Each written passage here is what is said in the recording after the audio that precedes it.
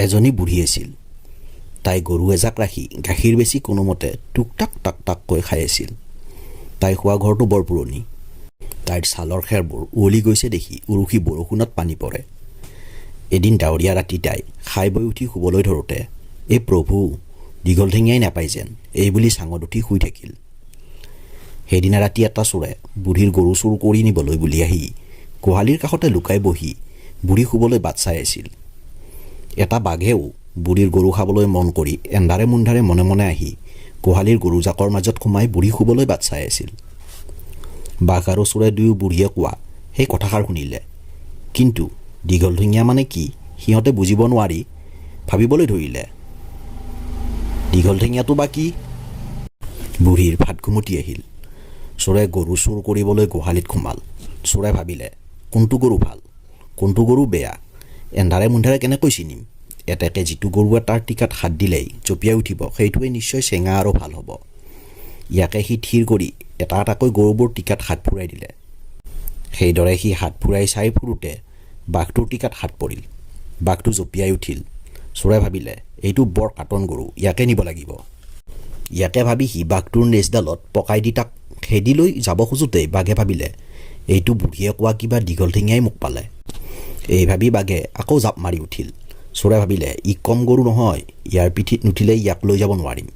ইয়াকে ভাবি চোৰে জাপ মাৰি পিঠিত উঠিলতে বাঘে ঠিক তাক দীঘল ঠেঙীয়াই ভালকৈ পালে বুলি থিৰ কৰি গোহালিৰ পৰা ওলাই চেকুৰি লৰ মাৰিলে।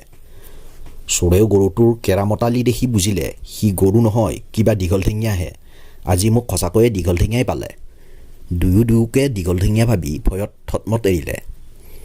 চোৰক পিঠিত লৈ বাঘে থাপলি মেলি হাবিত সোমাবলৈ ধৰোঁতেই চোৰে মৰজিওকৈ বাঘৰ গলধনটো মুকুতাই ধৰিলে। তেতিয়া বাঘে ভাবিলে ই দীঘল ঠেঙীয়া নহয়, বাঘ মুকুটোৱাহে। বাঘে ভয়ত আৰু বেগেৰে লৰ দিবলৈ ধৰিলে। চোৰে বাঘক খাৰ মুকুটোৱা ৰাখিব নোৱাৰি বাঘৰ নেগুৰত হাত পৰিলত বাঘৰ লৰ আৰু চৰিল। লৰৰ কোবত চোৰটো বাঘৰ পিঠিত আৰু ৰ'ব নোৱাৰি বাগৰি মাটিত পৰিল। কিন্তু সি বাঘৰ নেগুৰডাল ইমান বজ্ৰলে মুঠিৰে ধৰিছিল যে নেগুৰডাল চোৰৰ হাতৰ মুঠিতে পেপা কাঢ়ি ৰ'ল। বাঘ লৰ মাৰি সাৰিল। সি হাবিৰ ভিতৰ পাই অলপ উশাহ লৈ ভাবিলে তাক বাঘ মুকুটোৱা নহয় পেপা কৰাহে পাইছিল। ইফালে চোৰে হাতত নেগুৰডাল পিটিকি চিটিকি চাই দেখিলে যে সেইডাল গৰুৰ কি আন জন্তুৰ নেজ নহয়, বাঘৰহে নেজ। তেতিয়া তাৰ ভয় লাগিবলৈ ধৰিলে। ৰাতি তেতিয়া ভালেমান আছিল। সেই দেখি সি ৰাতিটো বাকীডোখৰ কটাবলৈ ওচৰৰে আম গছ এজোপাত উঠিল। ইফালে বাঘে হাবিত সোমাই তাক পেপা কঢ়াই পোৱা কথা তাৰ লগৰীয়া ভাই বন্ধুসকলক কলত সিহঁতে গুণি গাঁঠি থিৰ কৰিলে যে এইটো বৰ লাজৰ কথা হ'ল। সিহঁত বনৰ ৰজা, এতেকে সিহঁতৰ লগৰীয়া ভাই ৰজা এজনক পেপা কঢ়াই পোৱা সেই বাঘটোৰ মাথোন নেজডালহে গৈছে। সিহঁতৰ কিন্তু অপমানত নাক কাণ সোপাই যাব। আৰু তাৰ বাহিৰেও পেপা কঢ়া বুলি যদি কোনো জন্তু সিহঁততকৈ বলি হৈ ওলায় তেন্তে সিহঁত ৰজাৰ শাৰীৰ পৰা গৈ খৰি ভাৰী পানী ভাৰীৰ শাৰীত পৰিবগৈ।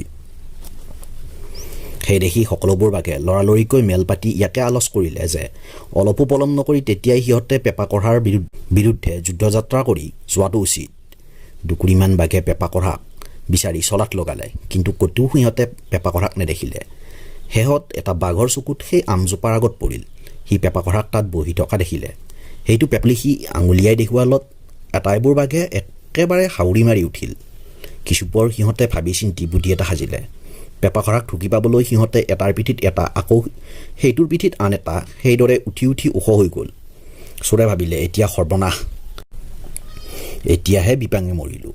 তৎক্ষণাত চোৰে এটা বুদ্ধি উলিয়ালে। সি দেখিলে নিচেই তলত পেপা কঢ়াই পোৱা বাঘটো। সেই নেগুৰ সৰা বাঘটোক চোৰটোৱে গলগলীয়া মাতেৰে মাত লগালে, সৰা চাবি চাবি। সৰা বাঘে ভাবিলে আকৌ পেপা কঢ়াই আনবোৰক এৰি মুখে ধৰে নেকি। ইয়াকে ভাবি সি ফূৰ্তি বুদ্ধি হেৰুৱাই হাবিৰ ফালে লৰ ধৰিলে।